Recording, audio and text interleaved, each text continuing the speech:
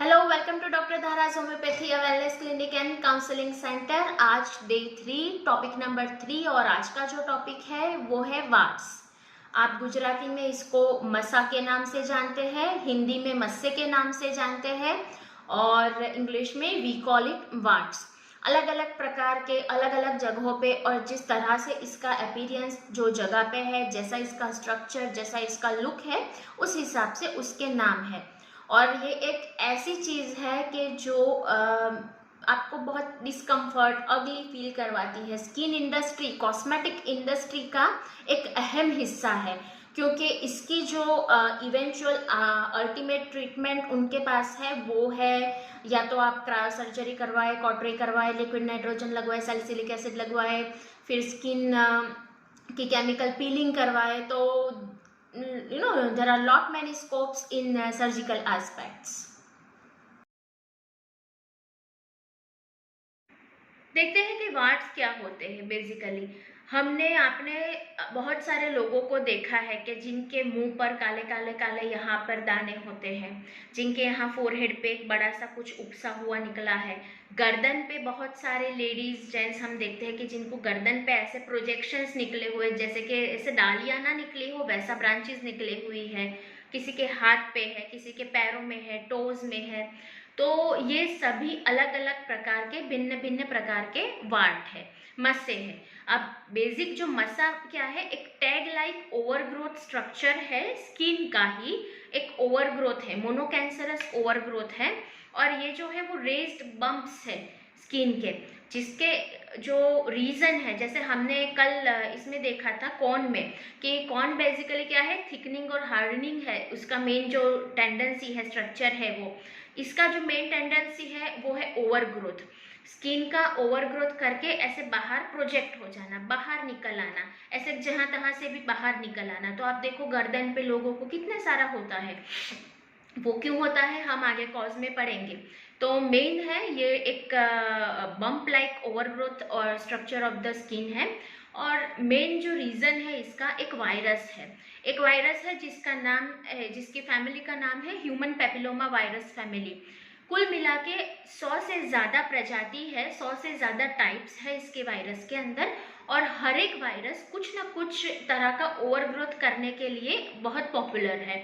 और माना जाता है कि 3000 साल पुराने ममीज में से भी उनको एक्टिव और अलाइव ह्यूमन पेपिलोमा वायरस मिला। मतलब कई सालों से ऐसी बिलीव है ह्यूमन काइंड को इस वायरस ने ऑलमोस्ट 5000 ईयर्स से अपनी जकड़ में और पकड़ में रखा है। And we all are expose to it.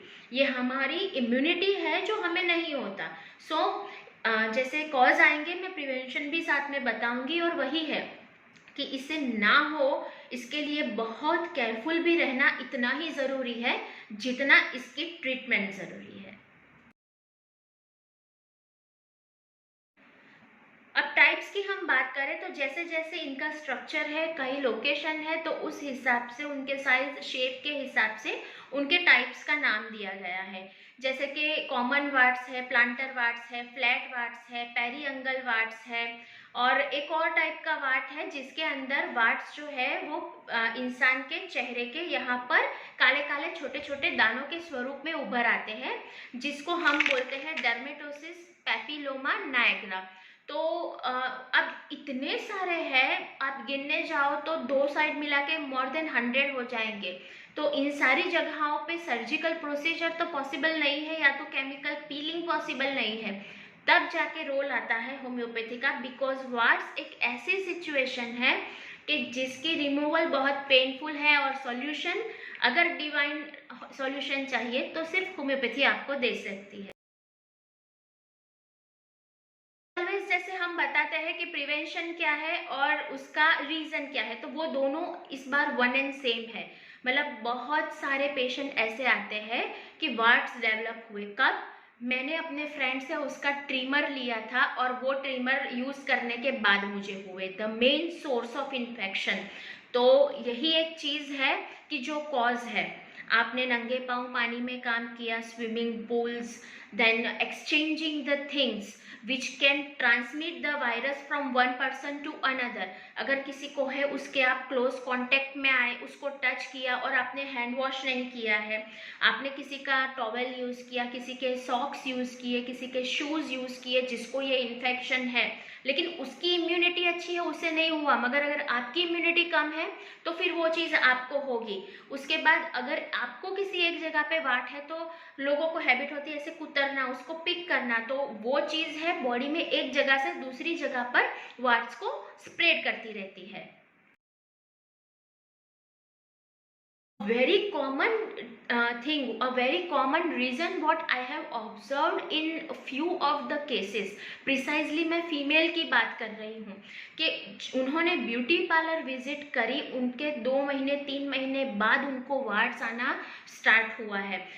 तो ये beauty parlour, facial treatments, massaging, वो इंस्ट्रूमेंट्स, तो वो जो सारी चीज़ें हैं, अब है क्या कि जो ब्यूटी पार्लर पीपल है, if they are not wearing gloves, अब उन्होंने किसी वार्ड्स वाले पेशेंट के कम्युनिकेशन में आए, टच में आए, तो ये जो ब्रीच होता है, जिनको नेल पिक करने की आदत होती है, बार बार ये स्किन खाने की, तो वहाँ से उनको वायरस हार्बर कर जाता है। और वही चीज़ जब वो आपका मसाज करेंगे, आपके ट्रीटमेंट करेंगे, तो वो आपको ट्रांसफ़र करेंगे। And believe me, majority female जो है उन्हें वाट ब्यूटी पार्लर से ही मिलता है।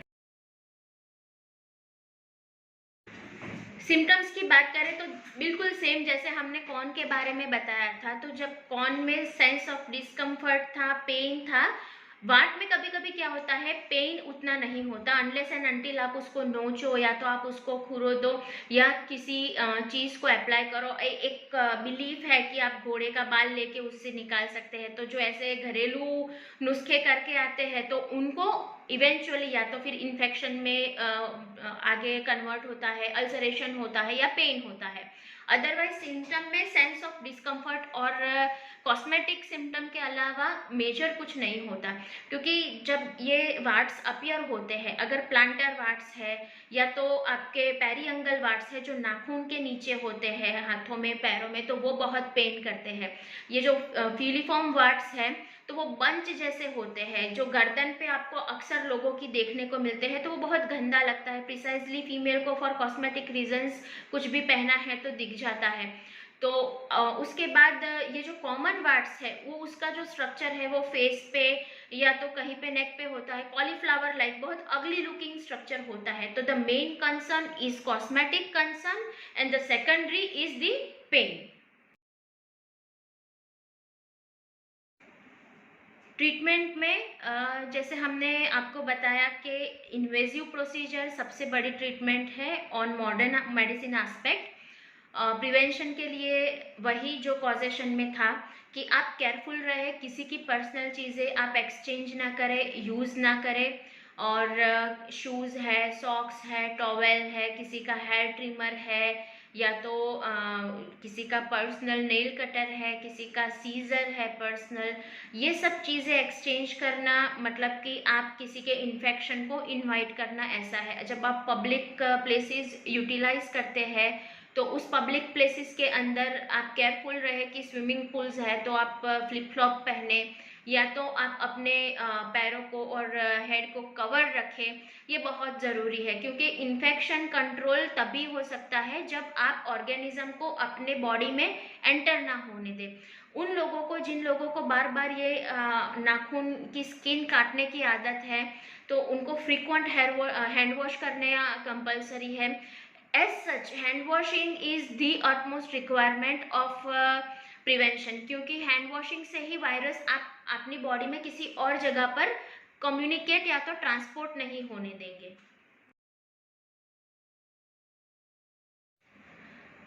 Now comes the role of homeopathy. तो बेसिक है कि एक वर्ड है टेंडेंसी। जिन्हें वार्ड होता है उन्हें एक बार होने के बाद अगर उन्होंने सर्जिकल रिमूवल भी कराया है तो वो बार बार होता है, मतलब कि आपकी इम्यूनिटी थोड़ी लो या तो कॉम्प्रोमाइज्ड है और उस वजह से ये आपको बार बार होता है। टेंडेंसी, प्रोपेंसिटी है। तो अब ये टेंडेंसी, इसे हम आपकी बॉडी में कोई चीज़ बार बार अपना घर बना रही है, बॉडी को बार बार किसी एक सिचुएशन की तरफ पुश कर रही है, ये इसका नेचर है, ये इसकी टेंडेंसी है। और एक ability to reform repeatedly one thing, तो यही हम हमारी होम्योपैथी की लैंग्वेज में इसको माइज्म कहते हैं। अब इस टेंडेंसी को, इसको माइज्म को कॉज से ट्रीट करना है। अगर आपको डिप्रेशन है, कोई आपको ये बताए कि आप अल्कोहल पी लो, आप 2 मिनट के लिए सब भूल जाओगे, लेकिन जब अल्कोहल की इफेक्ट जाएगी, वो 2 मिनट जाएगी, उसके बाद वो थॉट्स वापस आने ही वाले हैं। तो चीज मेन थिंग क्या है, removal of the cause, treat the cause. तो यहाँ पर जैसे कि हम अगर उसी डिप्रेशन वाले बंदे को कहे कि आप स्पिरिचुअलिटी की तरफ जाइए, डिविनिटी की तरफ जाइए, भगवान के पास जाइए, तो स्पिरिचुअलिटी है वो उसके डिप्रेशन को जो अल्कोहल नहीं कर सका उस तरह से काम करेगी, कंपोज करेगी। तो वार्ड्स के लिए सेम यही चीज़ कि आपको एक स्पिरिचुअल ट्रीटमेंट चाहिए, आपको एक डिवाइन ट्रीटमेंट चाहिए, एक ऐसी ट्रीटमेंट के जो टेंडेंसी को और कॉज को और आपके बॉडी के वाइटल इम्यून सिस्टम तीनों को एक साथ ट्रीट करे, एक साथ मजबूत करे और सिंक्रोनी में रखे, जो हेल्थ बरकरार रखेगा तो आपको नहीं होगा। अब उस हिसाब से जब हमारे पास वार्ड का पेशेंट आता है तो हम कुछ एक्यूट मेडिसिन देते हैं और इस टेंडेंसी मतलब कि हमारी लैंग्वेज में माइज्म के हिसाब से एंटी माइज्मेटिक रेमेडी देते हैं, जो बहुत ज़रूरी है ताकि उनको बार बार ये वार्ड्स ना हो, ये वार्ड्स अपने आप ड्राई हो जाए और अपने आप फॉल जाए। तो यही चीज़ है कि आपको होम्योपैथी कब, क्यों, कहाँ, कैसे चूज करना है। अब एक और बात कि जिस तरह से स्ट्रक्चर है, we have another different medicine for plantar wards.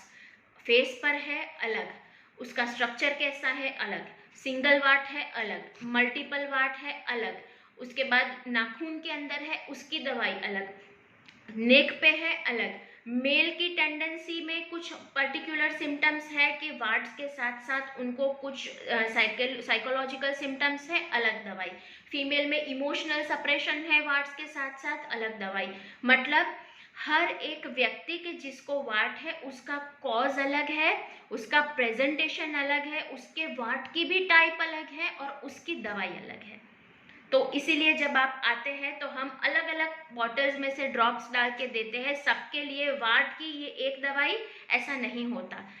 तो बहुत इम्पॉर्टेंट चीज़ यही है वार्ड के अंदर कि अगर आपको सर्जिकली रिमूव करवाना है तो there is a long tedious painful procedure, then why not to shift to spiritual, divine and vital thing like homeopathy, a vital medicine like homeopathy, which will increase your vital immunity also.